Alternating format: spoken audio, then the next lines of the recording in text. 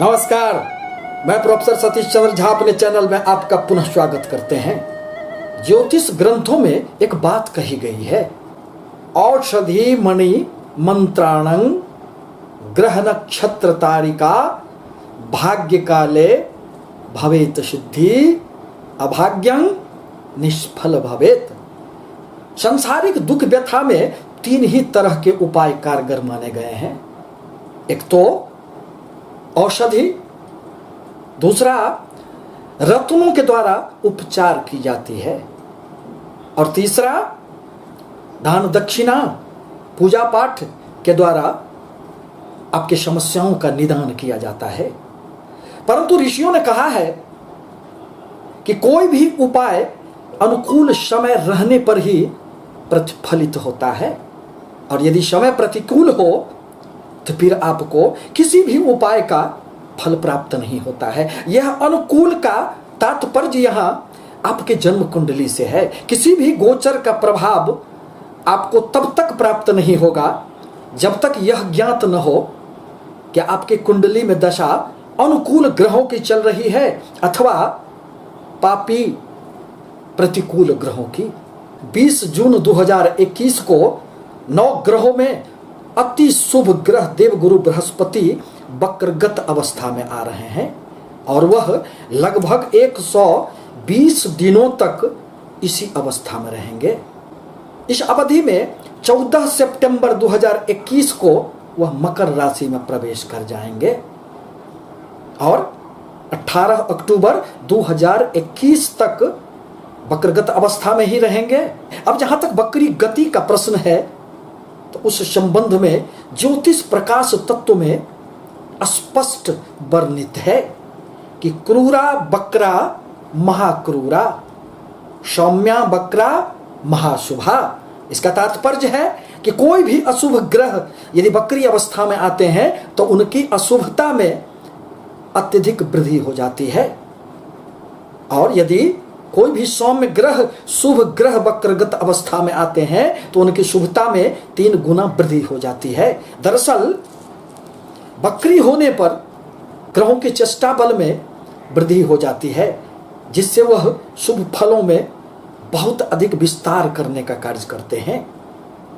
दरअसल देवगुरु बृहस्पति एक राशि में लगभग 13 महीनों तक रहते हैं और एक साल में 4 महीनों तक वक्रगत अवस्था में रहते हैं। यदि आपके कुंडली में देवगुरु बृहस्पति वक्री अवस्था में है तो ऐसा व्यक्ति अपना कोई भी कार्य अधूरा नहीं छोड़ता है।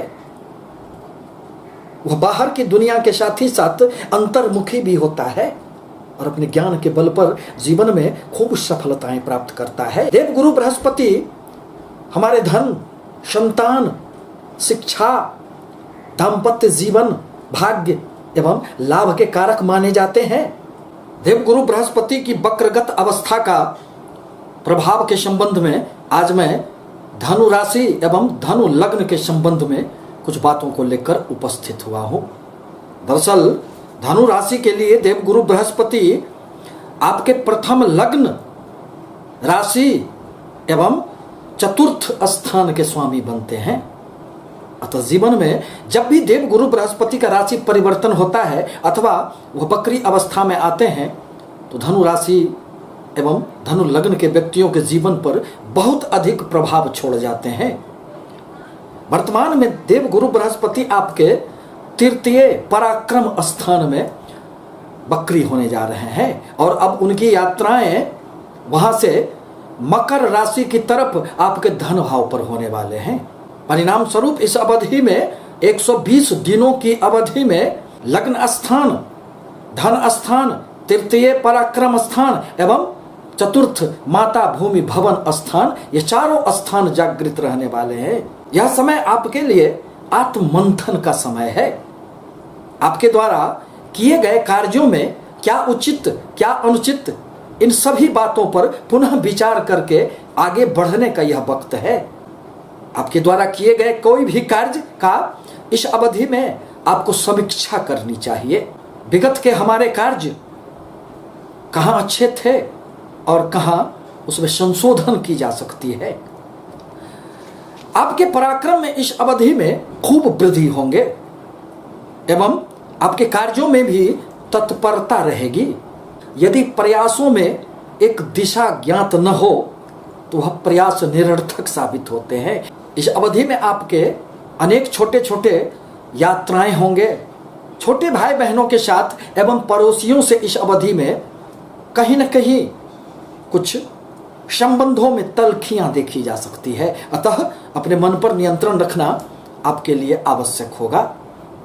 अचल संपत्ति का इस अवधि में तो लाभ निश्चित रूप से होंगे, साथ ही साथ बैंक बैलेंस में भी वृद्धि होंगे, परंतु अत्यधिक महत्वाकांक्षी होने के कारण इस अवधि में आप में अहंकार की भी मात्राएं बढ़ जाएगी, जिसके परिणाम स्वरूप परिवार में, समाज में अनेक जगह आपको सामंजस्य में थोड़ी कठिनाई उत्पन्न हो सकती है।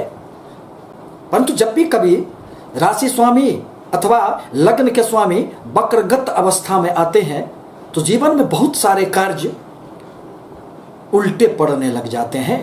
इस अवधि में व्यापार में भी थोड़ी सी अत्यधिक संघर्ष रह सकती है, एवं यदि आप नौकरी के क्षेत्र में हैं तो उसमें भी थोड़ी सी समस्याएं उत्पन्न हो सकती है।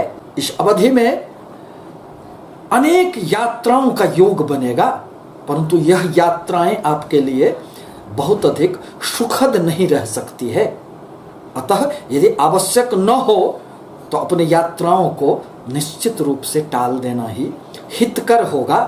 परंतु 14 सितंबर 2021 के बाद संपूर्ण परिस्थितियों में परिवर्तन आएगा और आपके जीवन में अनेक प्रकार के जो अशुभ प्रभाव उत्पन्न हो रहे थे उनमें शुभता का संचार देखा जा सकता है। देवगुरु जहां बैठते हैं वहां से उनकी 3 दृष्टियां मानी गई है। अतः पराक्रम भाव में रहकर देवगुरु की 5वीं दृष्टि इस अवधि में आपके 7वें भाव पर पड़ेंगे। अतः व्यापार में वृद्धि तो होंगे, परंतु पारिवारिक जीवन में थोड़ी सी उलझने इस अवधि में बढ़ सकती है। पति पत्नी के मध्य थोड़े से खट्टे मीठे अनुभव भी आपको प्राप्त होंगे। अतः इस अवधि में अपने व्यवहार, अपने वाणी, अपने आचरण में नियंत्रण रखना आपके लिए नितांत आवश्यक होगा। व्यापार में तो खूब वृद्धि होंगे, परंतु कभी कभी दिशाहीन उन्नति भी जीवन में असफलताएं देने का कार्य करते हैं। अतः इस अवधि में व्यापारिक कोई भी नए निर्णय से आपको निश्चित रूप से बचना चाहिए।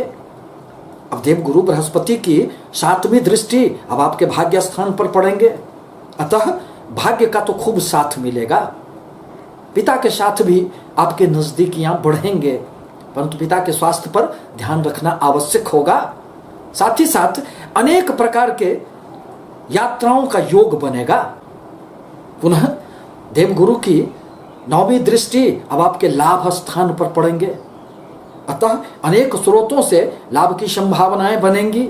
आपको लाभ प्राप्त होंगे, बड़े भाई बहनों से भी आपके संबंधों में नजदीकियां आएगी, उनसे भी आपको सहायताएं प्राप्त होगी। मित्रों से भी इस अवधि में निश्चित रूप से सहयोग प्राप्त होगा। आपकी कोई भी मन की इच्छाएं भी देवगुरु की कृपा से निश्चित रूप से पूर्ण होंगे। परंतु इस वक्रगत अवस्था में ज्यों ही देवगुरु बृहस्पति आपके धन भाव में आएंगे तो अनेक प्रकार के अशुभ प्रभावों में अब शुभता नजर आएगी।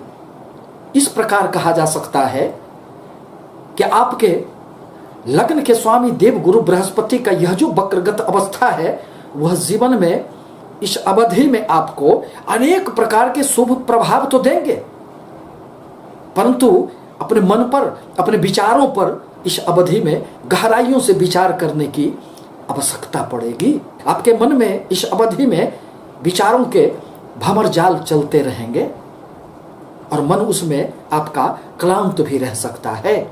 अतः आवश्यक है कि मन पर ही नियंत्रण रखा जाए। अतः इस अवधि में आवश्यक है आपके लिए कि देवगुरु की पूजा आराधना की जाए।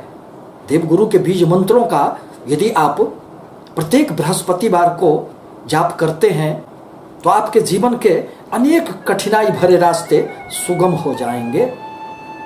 एवं प्रत्येक गुरुवार को केसर का तिलक लगाना भी आपके लिए नितांत आवश्यक होगा। आपसे निवेदन है कि हमारे चैनल को लाइक करें, सब्सक्राइब करें, ताकि मैं अपने विचारों से आपको अवगत कराता रहूं। धन्यवाद।